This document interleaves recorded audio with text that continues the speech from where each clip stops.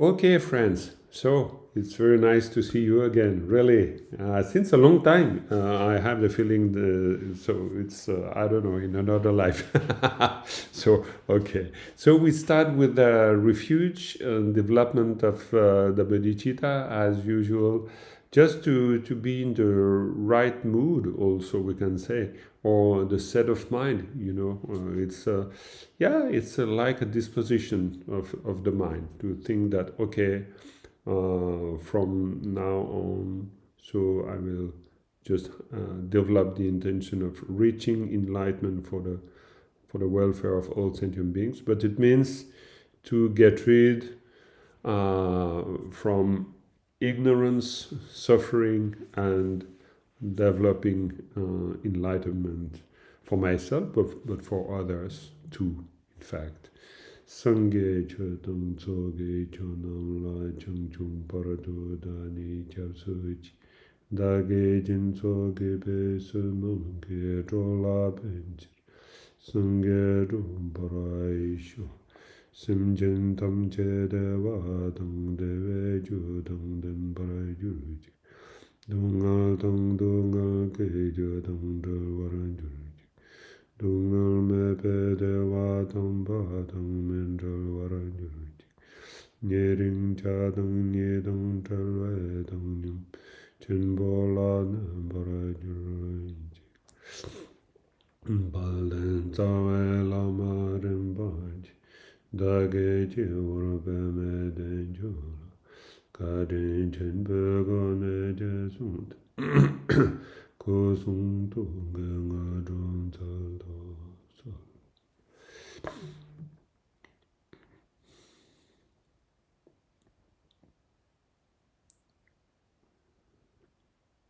Okay, yeah, very nice. So it's good always to develop this intention. And as we know, intentionality in Buddhism is so important.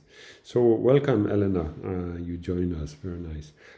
Yes, in intention, so it's so important. And so, in fact, when we are learning Lojong or so-called mind training, so uh, it relies mainly on the intention also, because but it's not only an intention, it's also a way to put into practice this kind of intention, but it's really also a decision we take. So maybe this is just to refresh our understanding of Lojong, but it's a sort of decision. The decision, we can say, this is just to summarize, but we can say there is two main decisions. The first one, maybe the most important one, it's to say sentient beings and also the situations.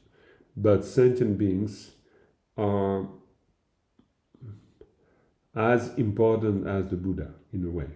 So without sentient beings, I cannot do nothing. I cannot reach enlightenment. And this is based on the fact that, as it is written in the commentary by Jungle Control Nodotaye, the first, without developing love and compassion, there is no possibility. He's in fact, quoting Shantideva. He's saying that without developing love and compassion, there is no possibility of reaching enlightenment. So it's the first point. So sentient beings. So we have to rely on them. And by extension, we can say that we have to rely on the external world. It can be either sentient beings, it can be situations and difficulties and everything, but it depends on that. It depends, the way we deal with that will have a tremendous importance in the way we progress on the path of enlightenment. So this is really important. So the kind of relation we have with others, with the world. So this is maybe a really important point. And the second point also, very important according to the intention. It's to decide, in fact, to decide to develop that perspective. So to keep in mind, see, it's we can maybe say it's a sort of commitment.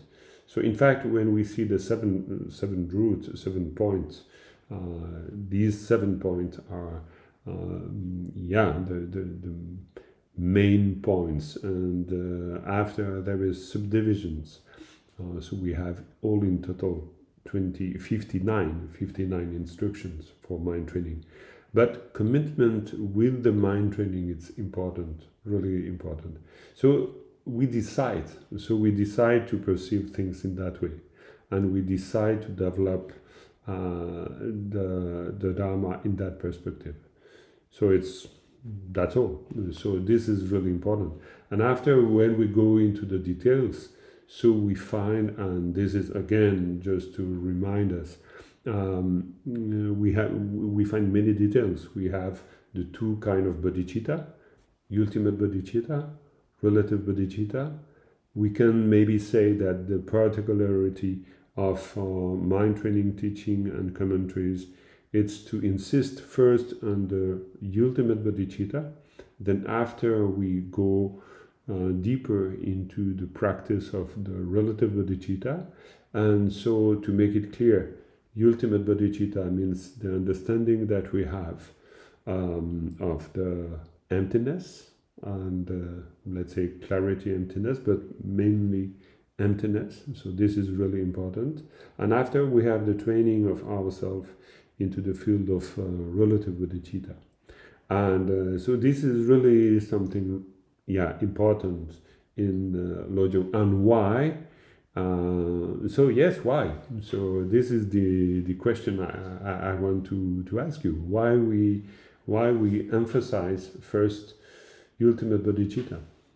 According to you, or based on your reflection and maybe experience also of the practice, and also because we saw many aspects of that before.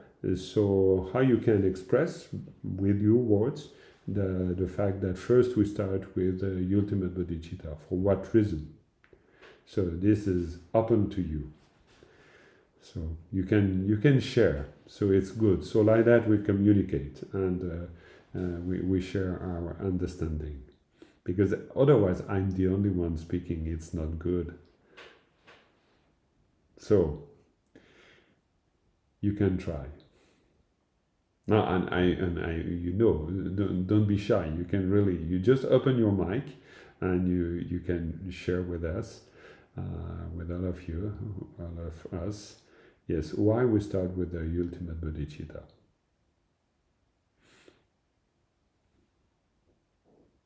Yes, Regina, I saw you open your mic. I think that we can understand other beings better when we understand the nature of emptiness. We understand better why they suffer and how the process of suffering is and what they are trapped in. And I would go in this direction. Yeah, very interesting. Yes, it's very interesting you say that, because it's a way to also to makes us reminding that there is a deep link between emptiness and compassion, and we saw that. And in Lojong or mind training teaching, it's so important. It's important everywhere, sure, but it's a really it's a important part of the answer. But there is also another reason. But there is maybe a lot of reasons. I don't know, and I don't know all the reasons. But I perceive one reason, and we spoke about that also in the past. But it's just to add. It's not to say this is the reason. What you said, it's absolutely relevant. But we can imagine there is another reason. So. I don't know, Sibyl, Elena, Jola, Pavel, Caro, So, what do you think? Why are we stressing first the practice of ultimate bodhicitta before relative bodhicitta or Niki, maybe?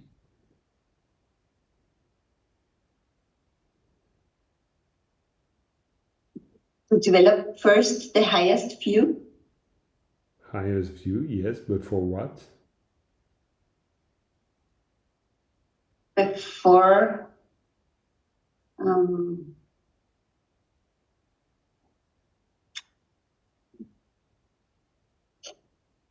why do we need this? Yeah. I'm reflecting. Yeah, sure. Take your time. It's really interesting to reflect all together on the Dharma. It's a good way to root it in ourselves.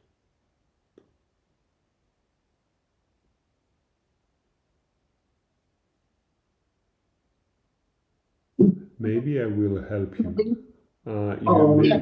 Maybe you remember this these instructions. Maybe it's the second one among the 59 ones, when it is said, contemplate all the phenomena as a dream.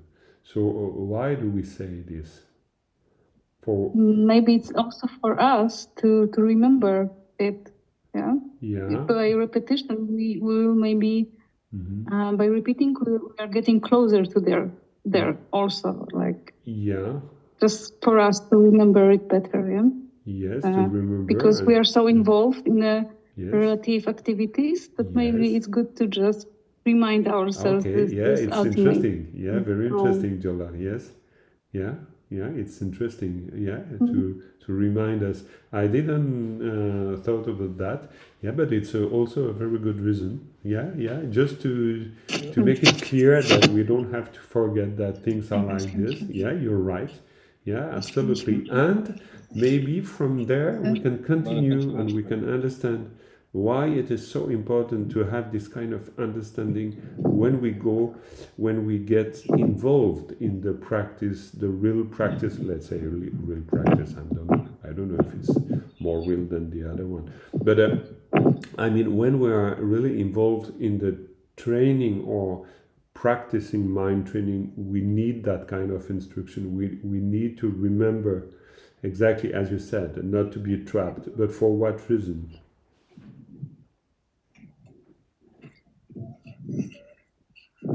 Maybe it is an important method to get a distance to our afflicted emotions and to train thinking that this is not real or this is empty. Yes, absolutely. But why do we need this? Because we may think, it's a way of I don't know, way of understanding, just a perception. But why do we need this? Because we'll do. I will help you. Because during the practice of mainly Tonglen, we'll deal with the so-called suffering. So as Regina said just before, so it's a way of understanding the process of what is suffering. But we have to add something more, because we'll have to lead with the exchange. So what are we doing when we exchange? We say Tonglen means, I give and I take. But, For me, for example, could be that the essence of the suffering is the ego clinging. Then through the understanding of the empty nature of all phenomena, we are dissolving this ego clinging. And in the practice of Tonglen, we can practice without the fears or the expectations which are coming from the ego clinging. Yes, and then we can practice from this from this experience, which bring us also, as Regina said, more compassion and so on, but based in the lack of existence of the I. Yes, yes. I think it's a very good reason also. Yes, absolutely. All of this is good reason, and we can also put something maybe more specific, because we'll have to exchange the suffering of others and to give them our happiness and qualities and everything. So if we take it too serious, I mean, if we think that it really exists, so it will block us, because we think we'll lose something, but we never lose something. There is nothing to lose, in fact. But just to really understand that there is nothing to lose, so we have to understand that we never obtained this thing that we think that we are the owner of that. It never happened. It was never the case that we had this for us. Absolutely never. So in fact,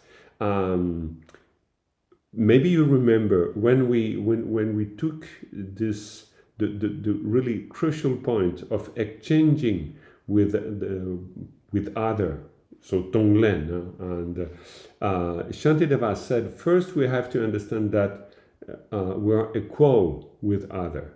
And so for Shantideva, in the reasoning, it says that we are equal with other because there is nothing that we can say, this is my suffering. Impossible, there is suffering, but we cannot say that this is my suffering. So in fact, he used the understanding of emptiness as a way or as a mean for us to understand that because there is identification, so there is suffering. So if we know that, so sure we can start to understand that we are equal with other, and so we need to understand that in order to exchange. Because when you go through the Bodhisattva and this chapter, where Shantideva he's explaining this, and mainly on more of that, we have to look at the commentary because it's absolutely necessary to understand this. So we understand that if I really want to take care of all different part of myself, for instance, my body, if I want to take care of my left hand with my right hand, I need to consider that, in fact, the left one and the right one, they are equally important. So no, I will not say, oh, this is just my left hand, so I don't take care of it because it's just the left one, No, we don't do this. So in fact, in a very intelligent way, so Shantideva is saying that because we identify with an I, and this is a pure illusion, but because of that, so we take care of that. So if we take care of ourselves because of this identification, so we can say that the other one, they also identify in the same way, within the same process. So in fact, we cannot say that others are totally different than ourselves. It's just when I say myself and when I say themselves, so it's just a way of perceiving, in fact.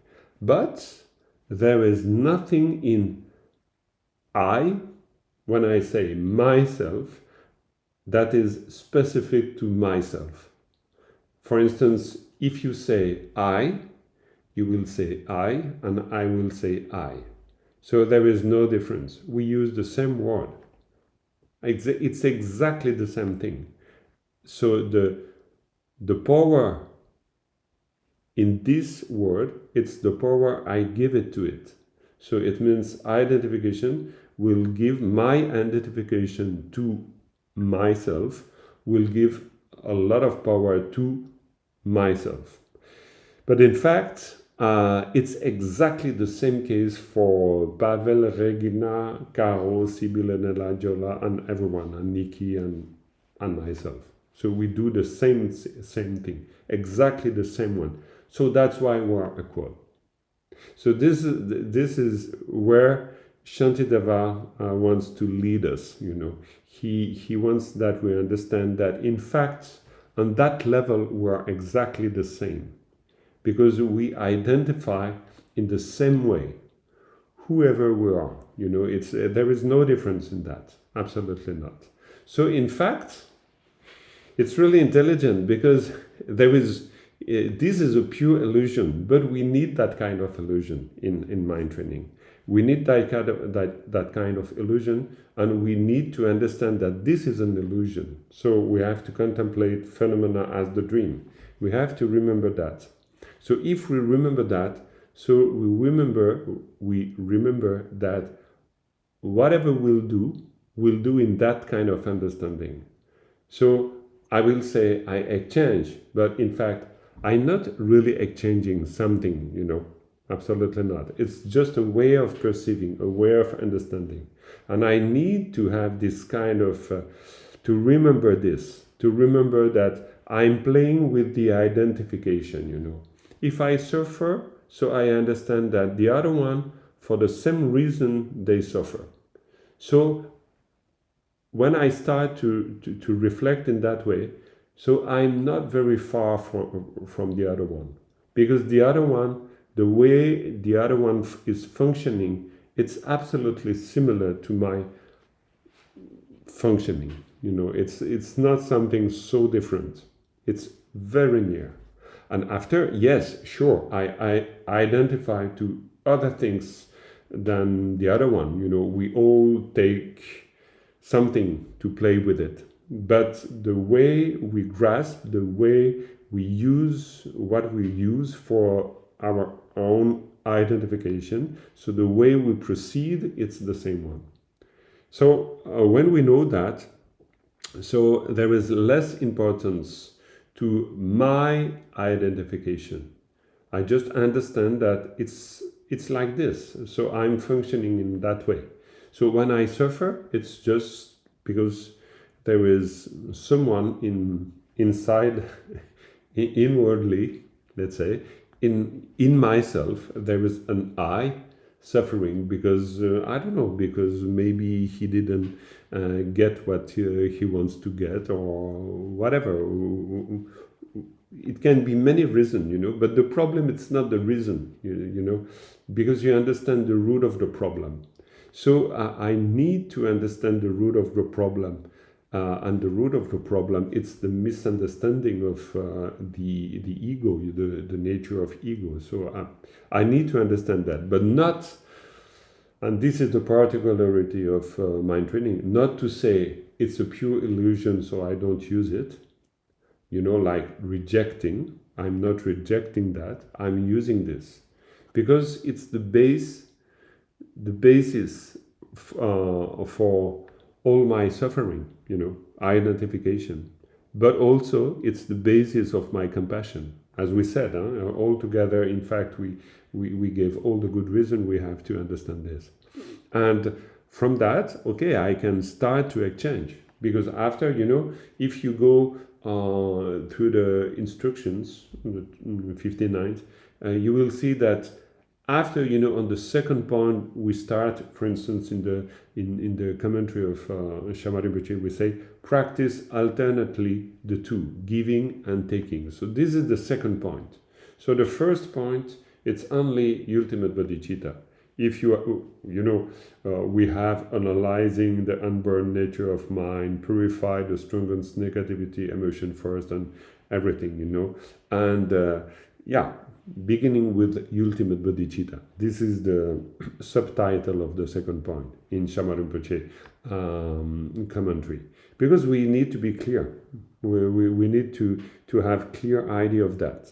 And so after we can practicing alternatively, the two, giving and taking, because we are not, it's like asking ourselves, what are we giving exactly? And what are we taking exactly, What I'm giving, what I'm taking, So in fact, I give to others exactly what I need for myself.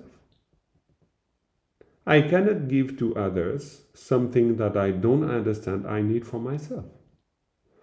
So if I understand that, so I can give that to them because I need it. So when we say, we pray at the beginning, so semchen tam che de watang dewe gyu tang den para juruchik dungal tang dungal gi gyu tang de waru juruchik. So we say, may all sentient beings be happy, and may they have the root or the cause of happiness. May they be free from suffering and from the cause of suffering. We say this, and so this is really important. But so we have to think about the cause, the cause of suffering. So in fact, and the cause of happiness. So in fact, they need exactly what I need. In fact, I can give to them what they need if I understand that this is exactly what I need. So in fact, this is really the particularity of Lojong, because in fact, they need to be happy, and what's make me happy? When the I is happy, And so myself start to be happy when he gets what he imagine he needs to get. So if I understand that, so I can give it to them. So I can make wishes, for instance, I want to be comfortable somewhere, so may they get comfort, I want to be in peace, because I don't like when someone is shouting after me or beating me or insulting me. So may they be free from that.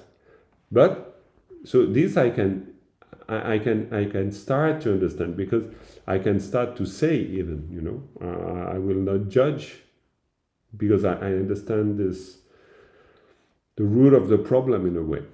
And slowly I can also go further and say, may they be free from the way of protecting, the I, because this is the root of the problem for myself also. But I can slowly progress in this. First, I can take very easy example, of things that makes me happy, things I need. But when I say I need, when I say this makes me happy, so in fact, I am speaking of,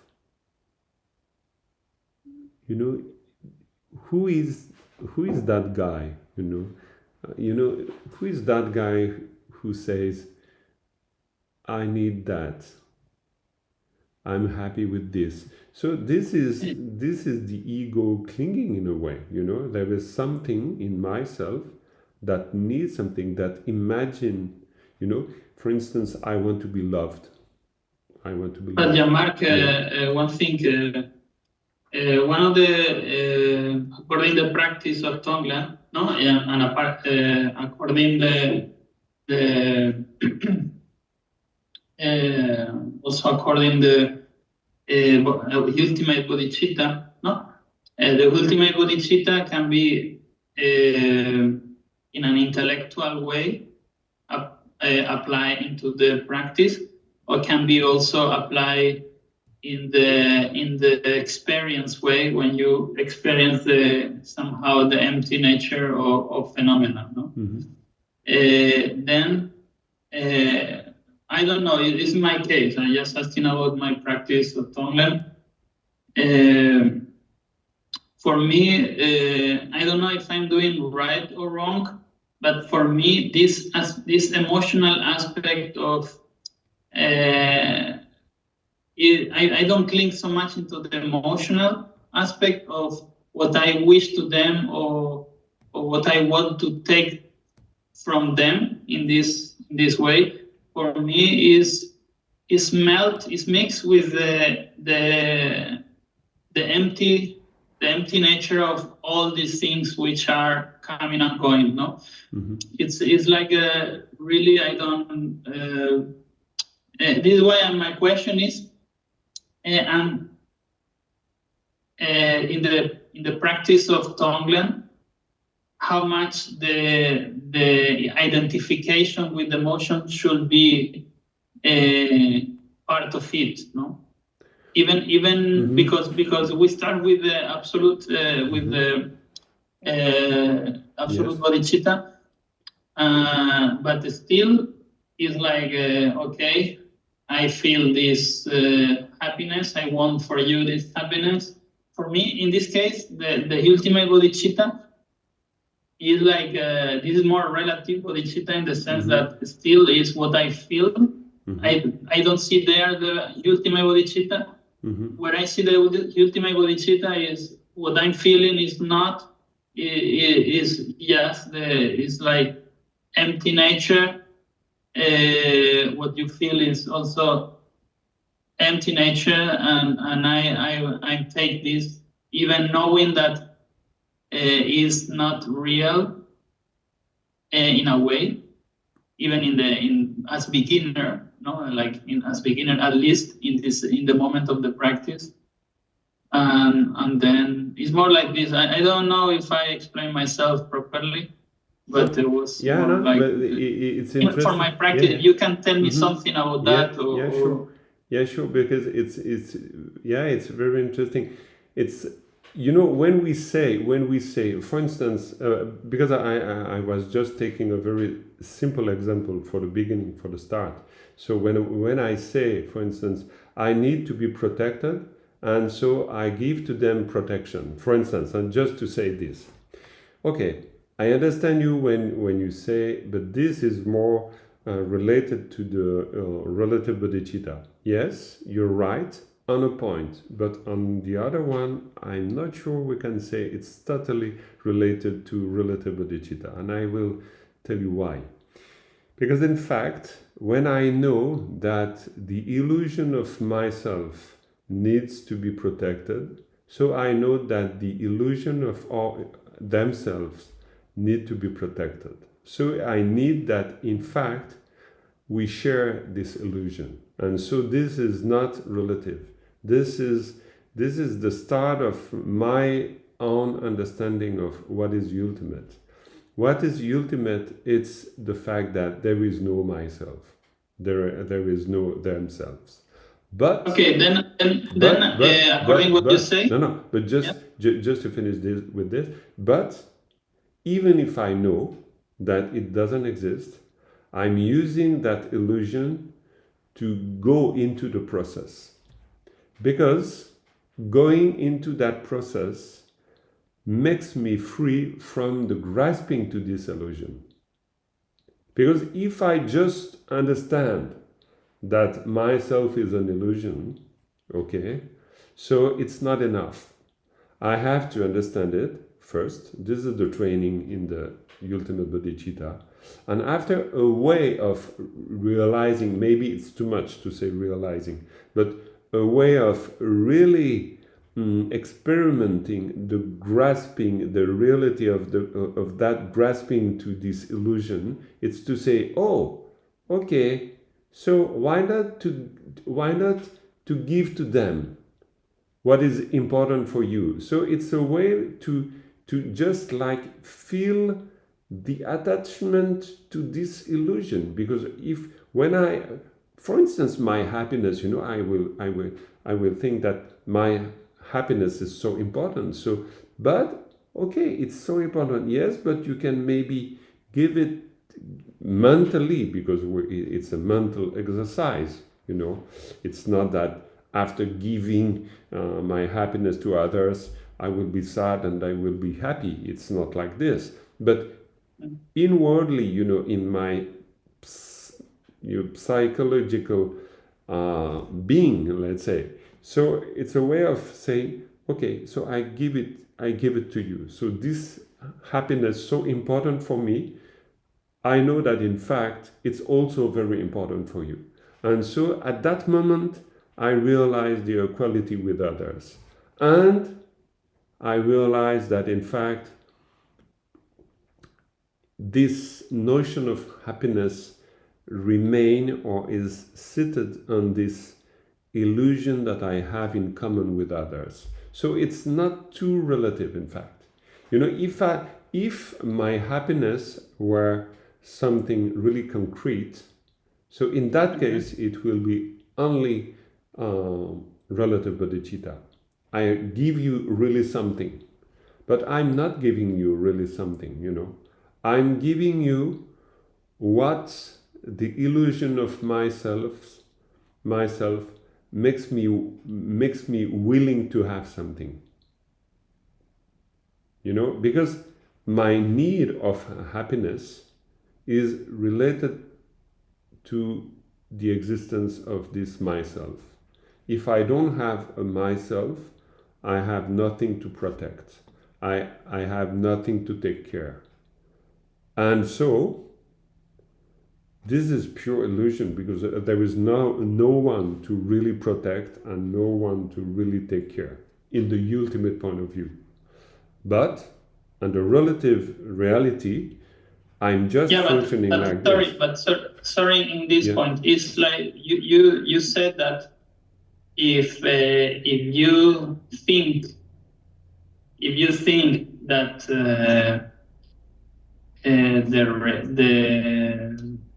if you think intellectually that this approach you are giving is an intellectual approach about the love or compassion, you mean if this is intellectual, even if it's not based in completely in the I, but it's in another form, but still is intellectual. This is already ultimate bodhicitta. My question is if it's like this, no? Because in Lacton, for example, if you go to Lacton, you have the intellectual part where you are somehow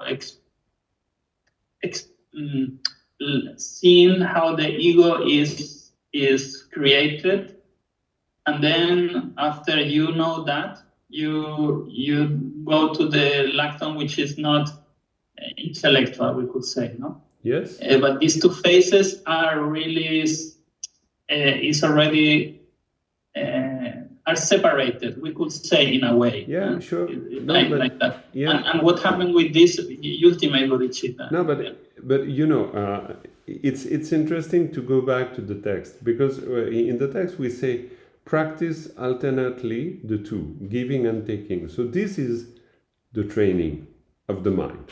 So we train the mind. So it's a process.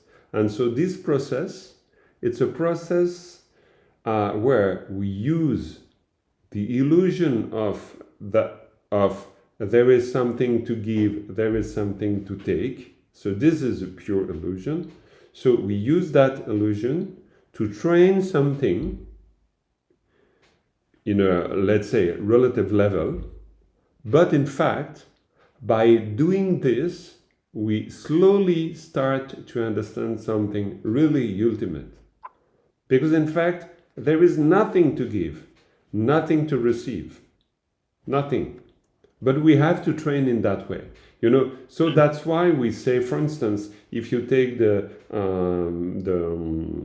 conclusion of a practice, the real conclusion of the practice, when we say now we dedicate the merits, normally the real conclusion of the practice is to understand that there is no one who is really existing as the practitioner, nothing that really exists as the virtue that we are dedicating, and no one that really exists as the benefactor, not the benefactor, but the receiver of that merit that we give.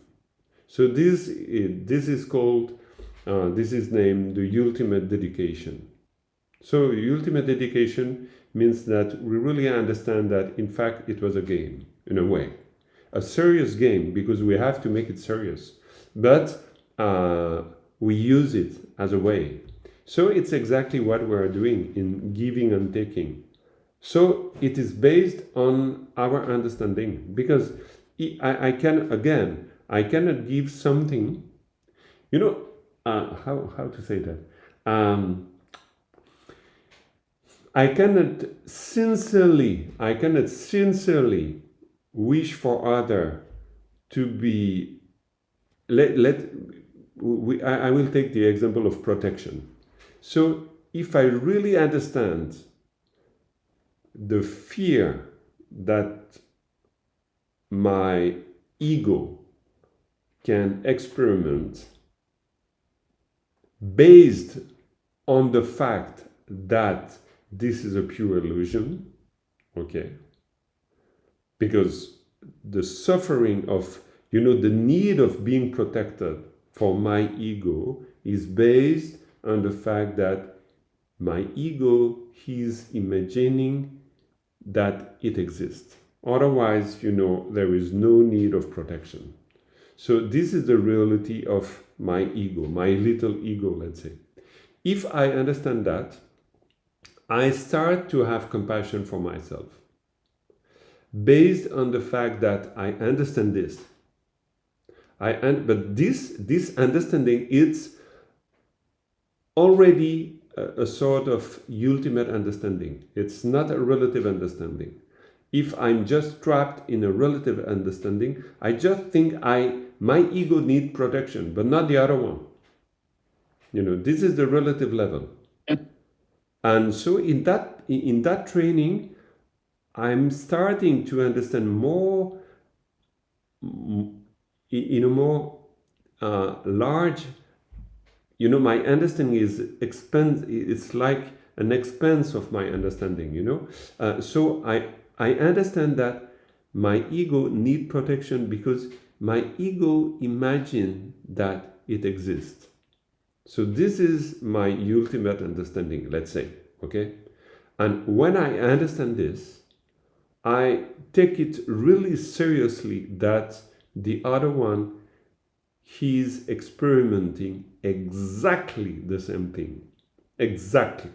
Even if your name is Pavel, even if my name is Jean-Marc, even if the name of Caro is Caro, Jola, Nikki, Regina, and so on. So even if we have different names, our ego imagine, all these egos imagine that they exist. And so because they imagine that it exists, they need to be protected. But there is no difference between your ego and my ego. They are exactly the same. And this is not a relative understanding. This is something quite, I will not say ultimate, because I'm not in the ultimate realization of this. But just because of reflecting, I start to understand this. So if I start to understand this, I will seriously start to wish that the other may be free from the root of suffering, because I start to understand what is the root of suffering. So I can play with the relative truth, because I have this understanding in the ultimate truth. So I play in the relative truth. I play, it's a way of saying, it's not a real play, but I mean, it's a sort of play, because, it's like you need to be protected. I understand that you need to be protected, But the ultimate part of that, it's the fact that I understand that the need of protection comes from the attachment to an ego that doesn't exist. I understand this. I understand that since there is an ego that imagines it exists, there is fear, there is need, there is a hope, there is, there is all of this. Because there is someone who imagines it exists. And I take care of that really seriously, but not for myself only, for all sentient beings, because they are all they are suffering, we can say they have the same sickness. We all share the same sickness. So that's why, on that point, we are very, very similar. Not on the relative aspect, but on the really root, deepest root of my suffering, we are exactly the same one. For instance, it's difficult for me to die, and it's difficult for all of them to die, all sentient beings, even if it's a cat, if it's a mouse, if it's a frog, it's difficult. I cannot say it's easy, never. Because I understand why I cannot say that, because I understand that there is real fear in my ego system. But I also understand that this fear is absolutely baseless. It's meaningless. But I understand that since there is an ego, there is fear. I understand this. So this kind of understanding, it's quite ultimate. Not totally relative, because it doesn't has to do with myself. It has to do with the root of suffering. So it has to do with the illusion of ego. So, but yes, it's not. It's not easy to try to understand and to navigate. In this. But now I understood better, because my preconcept was that the absolute bodhicitta is based in the experience of emptiness, nor in the idea of the lack of existence. No? But if we say that the absolute is the idea that the lack of the existence of the I, then I understand them very well. Yes, because it's exactly Shantideva. He's trying to make us understanding this point, and we can say it's a very important point. And also the Khenpo Kumpel, one of the commentator of Shantideva, he's using this example of the horse, for instance. But we can say my iPhone, it will be the same. So it's a just way of saying that since I'm attached or I identify something, so there is suffering. Just this. And when I understand this. So I understand that this is the way dukkha. This is the way suffering is functioning. It needs to suffer. We need condition for suffering, and so the condition, the most important cause for suffering, is ignorance. Without ignorance, we cannot suffer. It's impossible. So, in fact, when we start to understand suffering, it starts to be quite ultimate. It's not the total ultimate realization, absolutely not. But we start to understand something. We start to understand the basic condition for suffering. We start to understand that we need ignorance. Without that, we cannot suffer. So when I understand that I need to be ignorant in order, or to have ignorance in myself in order to suffer, okay, so this is the main problem. Okay, and so if I understand that, it's not Jean-Marc's problem, it's ego's problem. And ego's problem, it's problem of everyone. It's not Jean-Marc's problem. So Caro's problem, Pavel's problem, Nikki's problem, Sibyl's problems, and etc. On the point of ego, it's exactly the same. Sure, for your everyday life, you are facing different problems than myself. but at the root, it's the same one. You know, we'll all die in a different way, in a different place, but we'll all have to do quite a job in order to not to suffer too much at the moment of death. Because we just have to let it go. And letting go, it's quite a job. And why it's a big job? It's just because we're attached to that. So facing this, we're all equal. I mean, we need to do the same kind of job. You know, we have to train ourselves to letting something go. But what do we have to let go? You know, we have to let go to that illusion, the illusion that we exist. So we think we existed. So we don't want that it stop. I want that it continue, you know. And this is so strong in myself. I want to continue to live. I don't want to stop. And so if I understand this, okay, I start to understand the root of suffering for others. Because they will, you know, yeah, this is the experience we can do. We understand that the other one, they are in the same situation. So it's quite ultimate because we don't focus on the details, we focus to the root. Because the problem, we understand that the problem is at the root, not in the details.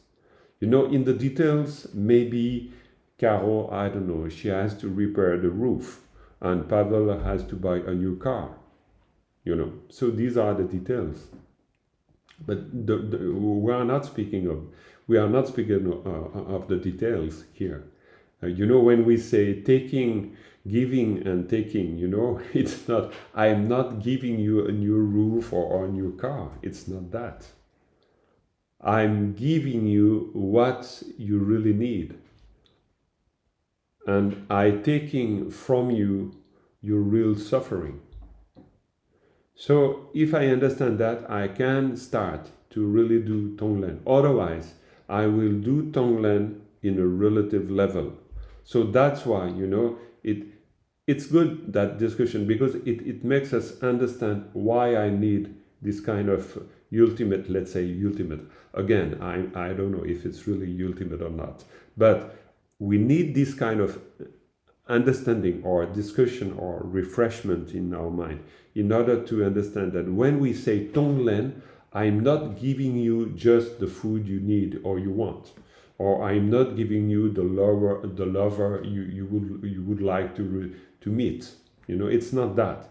We don't do Tonglen just to fix the everyday problem of life. No, we don't do Tonglen for that. No. If we do Tonglen on that level, so we are stuck in the relative truth, and we do nothing. We continue on the same logic. But the intelligent or the wise way of Lojong, it's like a simile. You know, it's like if we were doing something very ordinary, but through that we are doing something unordinary. Because on the, you know, externally, it's like if we say, externally, I give the impression of giving something and taking something. But this is just the conventional level. But more deeply, it's not what I'm doing. More deeply, what I'm doing, I'm developing wisdom, so understanding of ignorance, illusion of ego, and I'm developing compassion based on that understanding. So that's why I'm not giving a new car to Pavel or a lot of money to Jola or whatever, you know. I'm not doing this. Absolutely not. I'm taking care of the main problem in my existence. in fact. And to take care of the main problem I have in my existence, it's a way of saying I have to take care of the problem of ego. And the real problem of ego is to imagine something that never exists. And if I suffer because of that. For instance, and after when we go more in the instruction of Lojong, for instance, very easy example we can take. If someone is insulting me, the problem is not that someone insults me. This is not the problem. I'm not fixing that. If I want to fix something, I have to fix what in myself makes me or makes the possibility of this suffering happening. I'm trying to resolve that problem. I'm trying to resolve the possibility of emerging of the suffering, Because if that's why in the commentary it is said, for instance, okay, someone insults you, perfect. This is exactly what your ego clinging needs. Why? Because since beginningless time, if you suffer, it's because of him. Him, who is that guy? Ego. But I'm not saying that there is a real ego existing. There is no ego existing. But I'm saying that guy. This is a conventional way of saying, but there is no one. And this is the main problem. This is the problem of illusion and ignorance. I imagine that there is someone. So I'm using the insult in order to reveal the presence of this illusion. So that's why I need that kind of, let's say, ultimate understanding. Otherwise, I think that I will use mind training to resolve the problem of being insulted. No, I'm not doing this for that. We don't have to do Tonglen for that. Absolutely not. If we do Tonglen for that, we really misunderstood something. We don't have to do it for that. Okay, if we want to do it for that, okay, for a while, why not? But we have to move on. Otherwise, we get stuck in a real misunderstanding. We cannot seriously do Tonglen for that. It's not possible. We do Tonglen, we train ourselves in the mind training process in order to, and it is said in the 5th point, in order, it is clearly said, in order to reduce the grasping of an ego. And this is the criteria of the practice of the Dharma. It is said like this. So if it doesn't go in that direction, so we misunderstood something in the process. So we took another road, and it's not functioning. No, it's not functioning. This was just to to go back to that. To that process of not imagination, but to that logic, because it's quite tricky, this kind of logic. It's not that easy, because it's like if we were using the ordinary logic, but we are not using the ordinary logic. Just in the appearance, it's an ordinary logic, because in the appearance we are giving something, we are taking something, but no.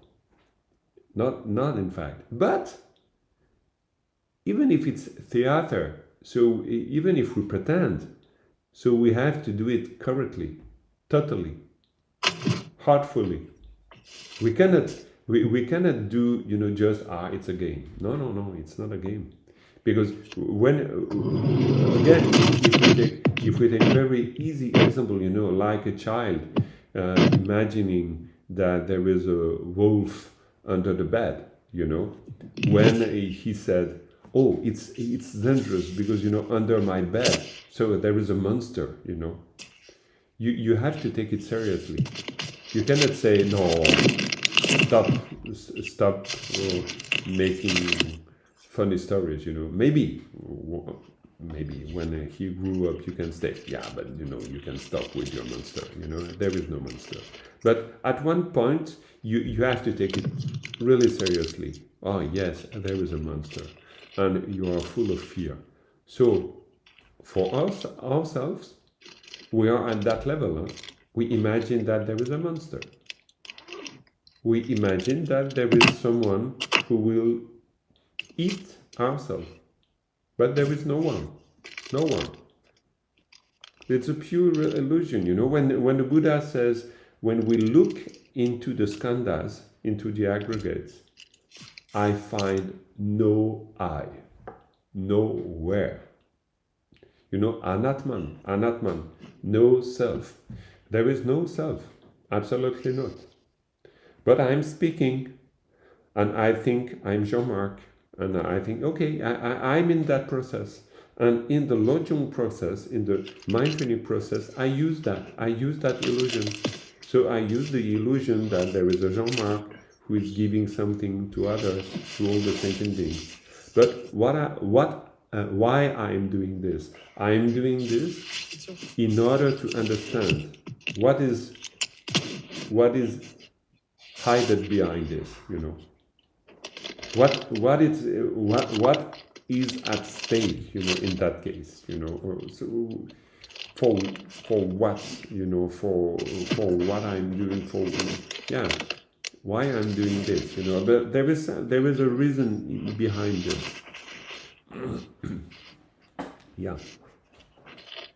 And because it's interesting when we go just into the point, and we have to go further. We have to train ourselves with that.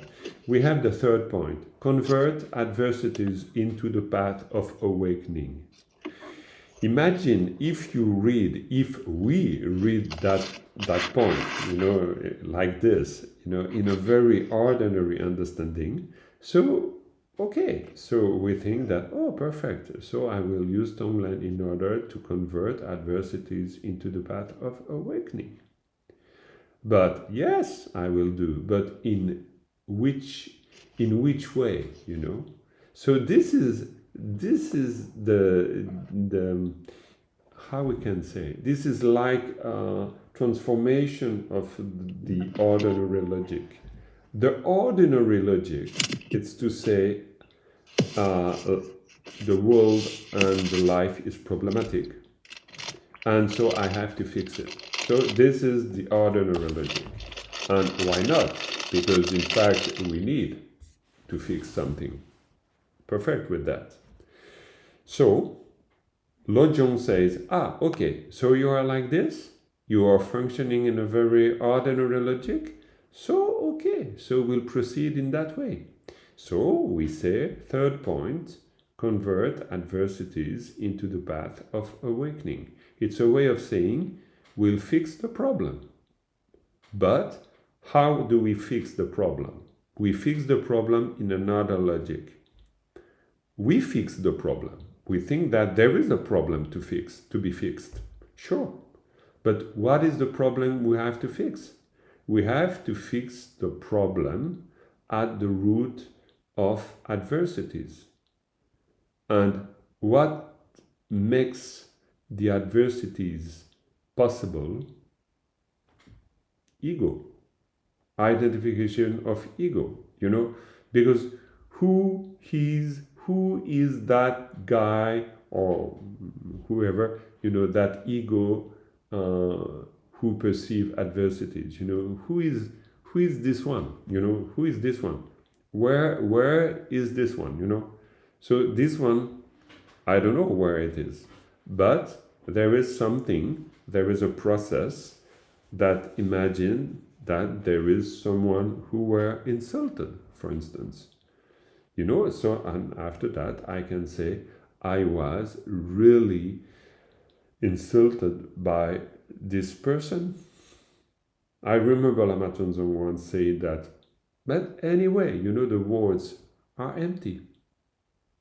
So how the words can hurt you? There is nothing, in the words. They are just sound. So to make the possibility existing that a sound start to hurt you, it means that you have to give real existence to the sound. Otherwise, it's impossible. Sounds cannot hurt me. So there is a participation of myself in the fact of being hurt by something. Otherwise, it's impossible. If I'm not there to participate in that, it will never happen. Never. Imagine that someone is insulting me in Japanese in a very different cultural way of saying. Maybe I will imagine that this person, because I don't know the Japanese and I don't know the cultural code of Japanese culture, so maybe I can imagine that this person is saying very good things on me. And I will be very happy. Just because I don't understand. So I don't have the possibility of make all these words so real. It's impossible because I don't have the possibility of that. So I have to, it's not a choice. I have to hear these sounds as sounds. I cannot hear these sounds as words. They are not words for me, they are sounds. So this is just a very simple example to say that I need to participate in the real existence of words. Otherwise, there is no real existence in words. It's impossible. And this is a fact. It's not, and this is a fact of ultimate reality. It's not a fact of relative reality. Relative reality will never say that. Relative reality will say there is real existence in words. So that's why you don't have to insult. And on the relative truth, it's absolutely important. Yeah, sure, I don't have to insult the other one just because I don't have to. Because if I do it, so it means that I will develop anger, I will develop hatred, and it's not good. It's not good, absolutely. But on a Lojong perspective, on a mind training perspective, I will say, very good. There is someone insulting me. Yeah, this is a good training. Why? Not because I like to suffer. It's not for that. It's absolutely not for that. I'm not masochist. I don't know how we say in English, but I don't like to suffer. No more than the other one. It's just that if I'm saying I'm a mind training practitioner, so I need that kind of situation because I need to see who is that guy who participates in my suffering, how he's functioning in order to make suffering efficient. How is the system of suffering? I need to study that. I need to understand this. So for that, I need that kind of adversities. So that's why I can convert adversities into the path of awakening. Clearly, because these adversities start to be very, very interesting for me. But I can do that because I want to really unroot the problem of suffering. I really want to put an end to that. I really want to put an end to the ignorance of ego. And for that, I have to see what is that ignorance. I have to see it clearly. Totally. So I need situations that reveal the presence of ignorance. Otherwise, I cannot understand. Nothing.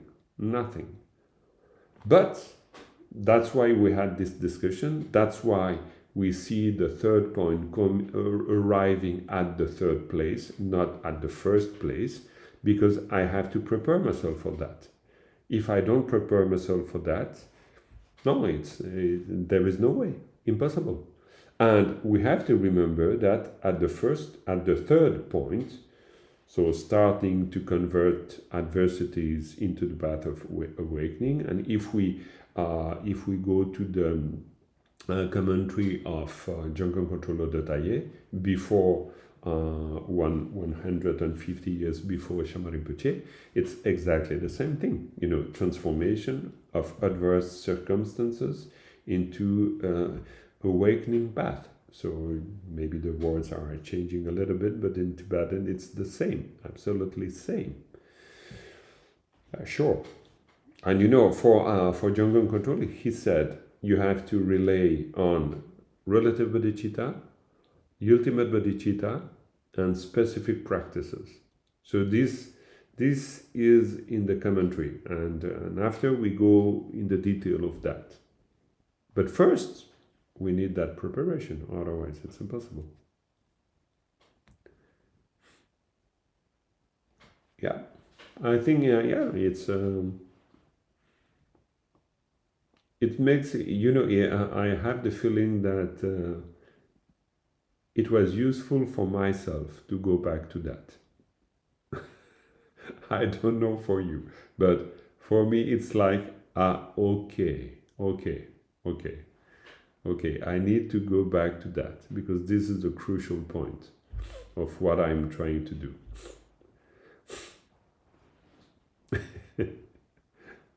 Jean-Marc, for example, for me also it is also amazingly useful, because it's always useful to see what is the main problem and the solution.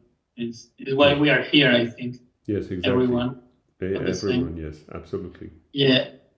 I have one. I would like to ask you, if we want to practice Tonglen, how we could start, no? For example, could you make now a short introduction, what we should do, for practicing? Yes, really. Yeah, it's really good. And we can also, because we said that we'll do together, and we never done together. But it's a pity. And so the next time we'll really do Tonglen, because now I think, it's more clear. But to make it simple, we have this prayer at the beginning, and if you take the traditional text, it's really easy. In fact, it's a Guru Yoga, a short Guru Yoga. And with that, I'm sure you have the text, or otherwise you can find it everywhere. It's easy. It's a short Guru Yoga. You say Lama Yanda Pagawe Shinyin, but you don't have to say it in Tibetan, absolutely. But you have just to make a Guru Yoga.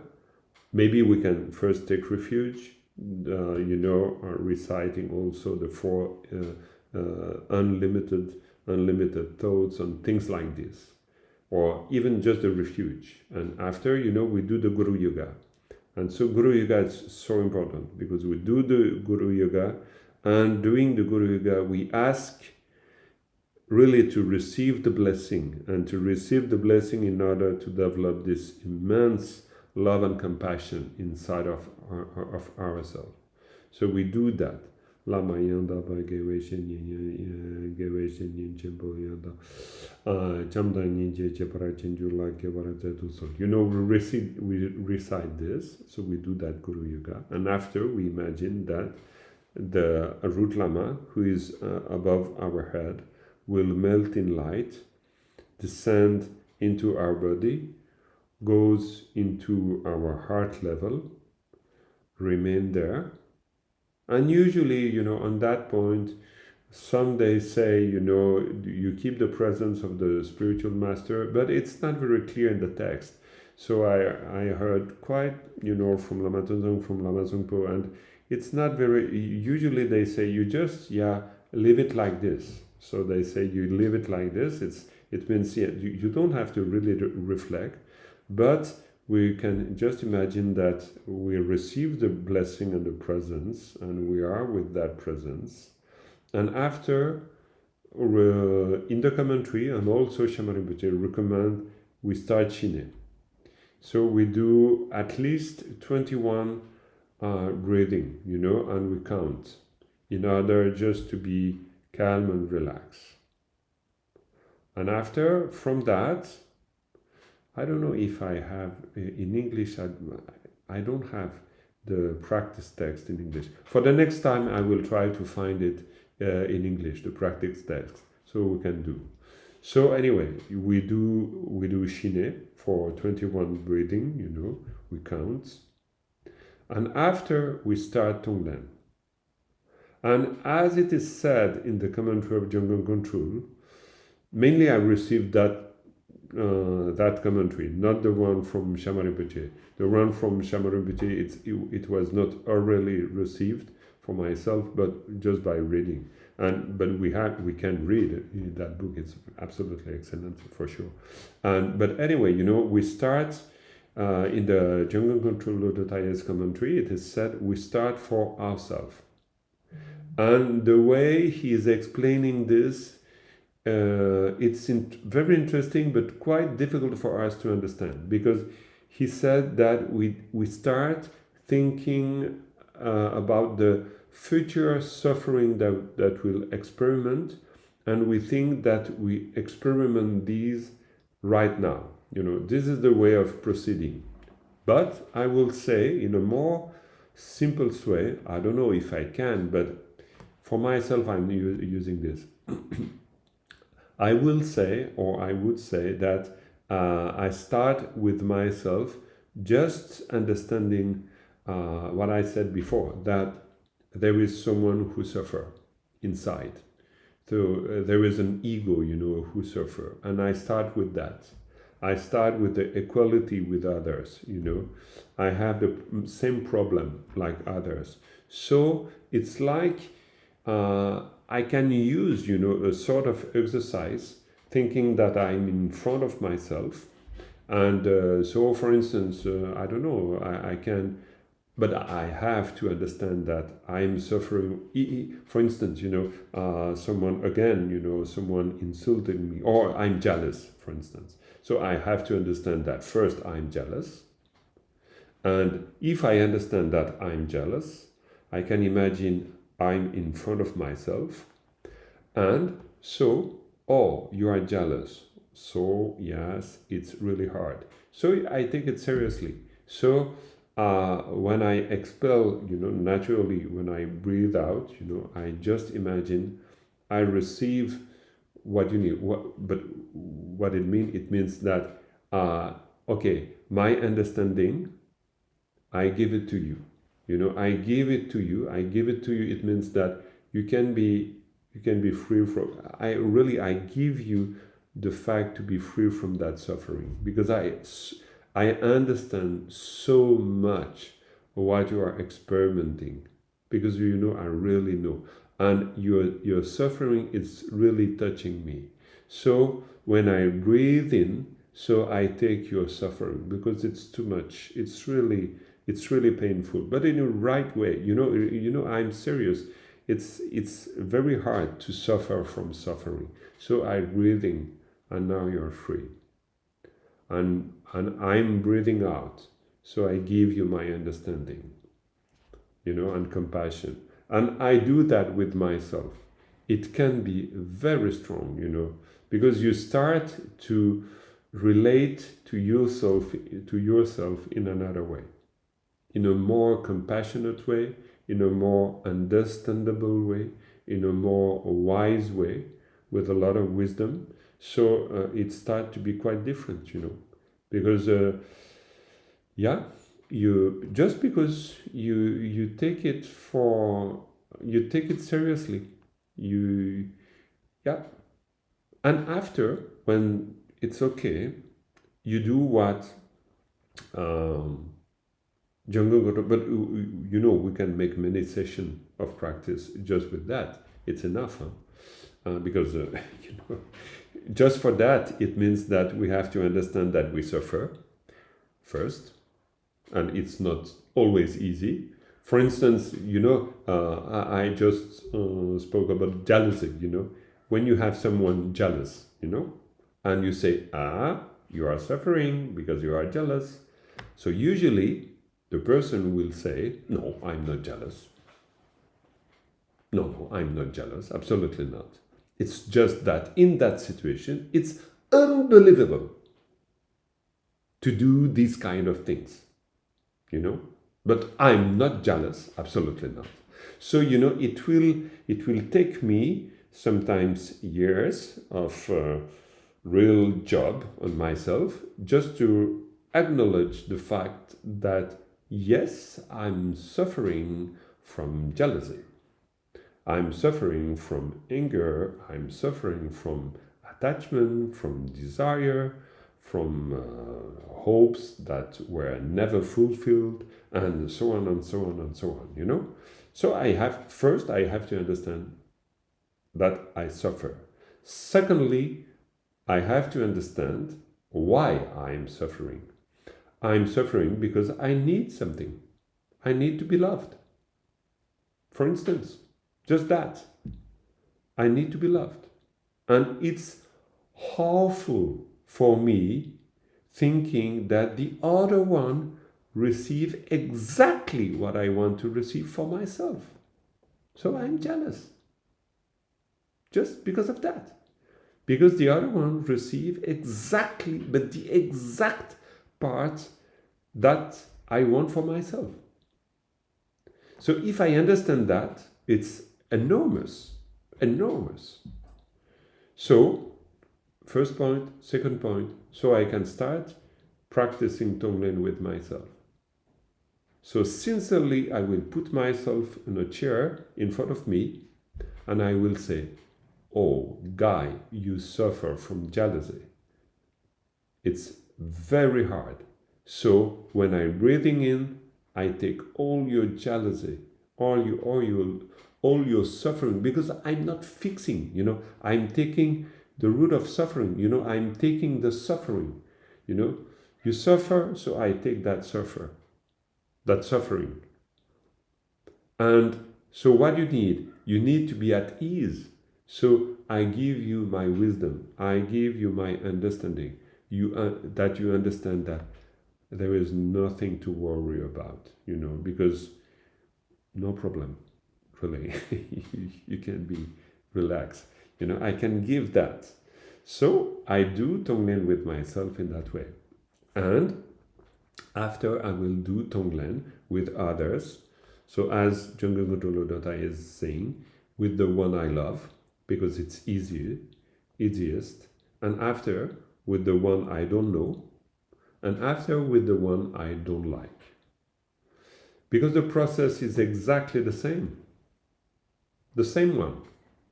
And I will do the practice for a while.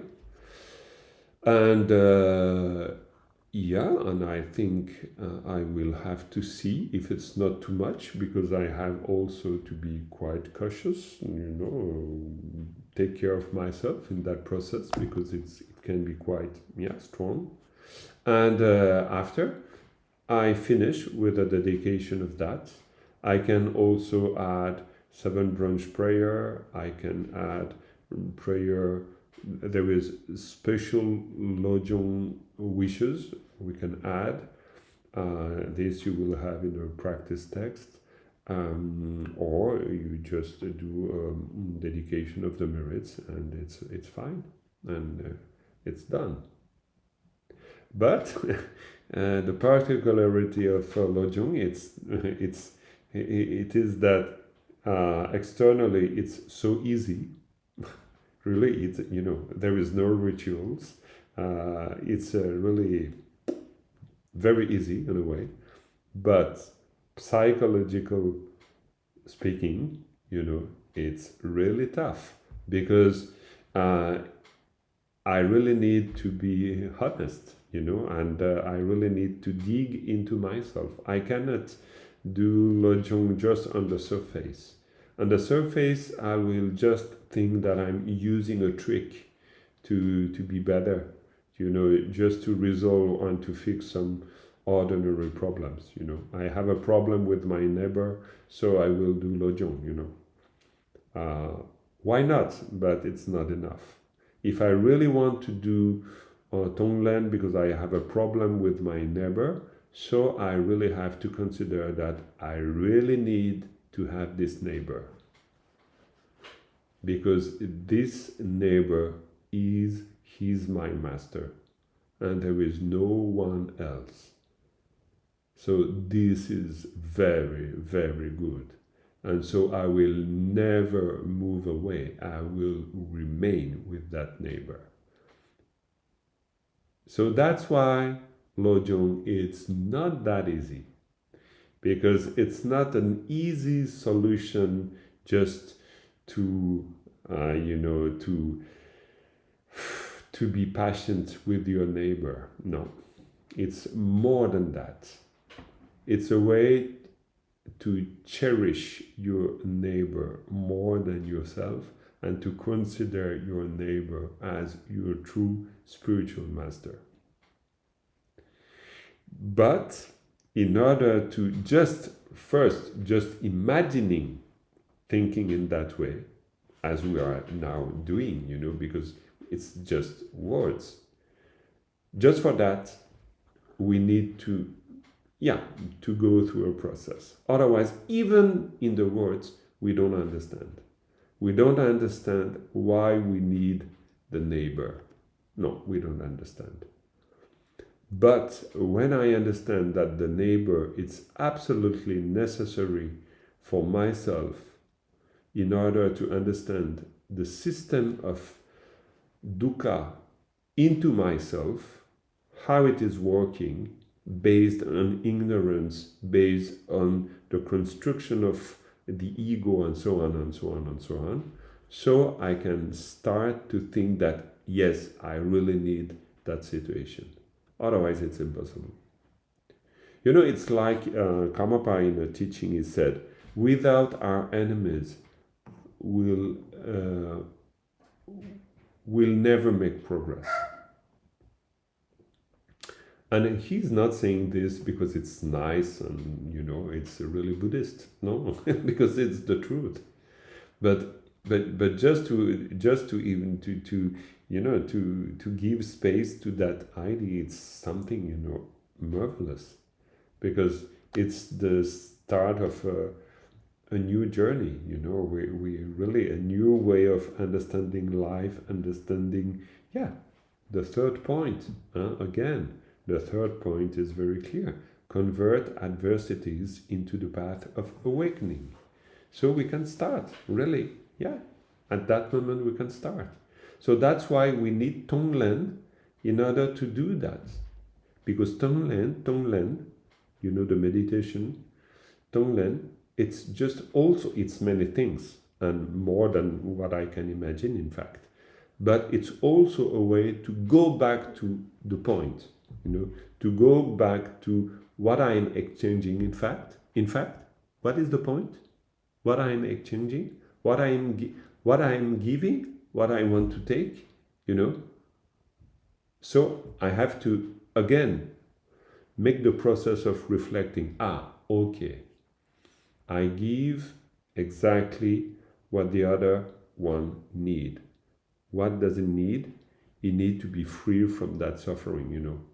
And what I want to take, the suffering of others. Yeah, sure. Why? Not because I like to suffer myself. No.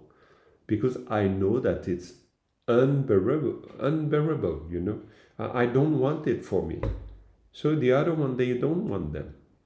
They don't want as I don't want. So I'm very happy to make them free. So that's why, you know, Jungkook, next time for sure we start with Tonglen. Otherwise we never do Tonglen. It's really a pity.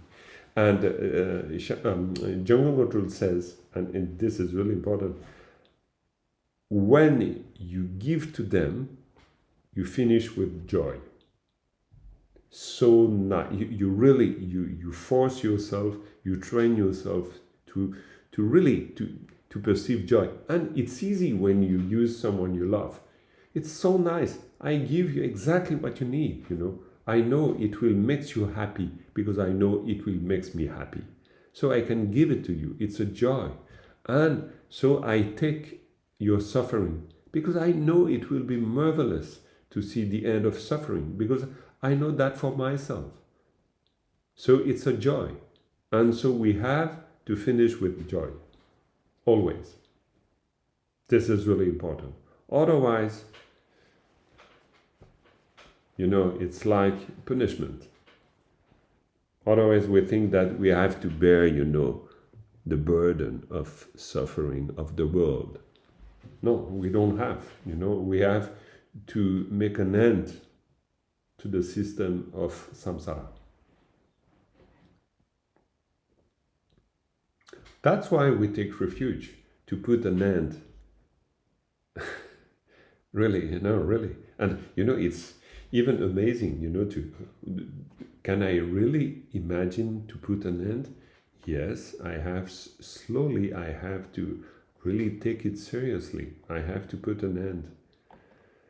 And maybe it will take me, and this is more a personal thinking, but maybe it will take me lives and lives to be totally certain that this is the point, to put an end to suffering, you know, for myself and others. But really, seriously, there is no other ways. So Lojong, practicing Lojong makes me aware of that, you know. That's why I can feel joy, you know, because when I imagine the other one really relieved from suffering, what a relief for myself. You know, it's so good just to imagine that, yes, this is the end of suffering, you know. But yeah, and after, yeah, I don't know, after, yes, after we swim in the mind training water, and we train ourselves to be a good swimmer, you know. Maybe it's just that, no more than that.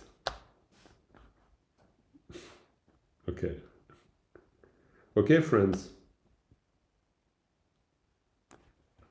we finish like this, and next time we do Tonglen.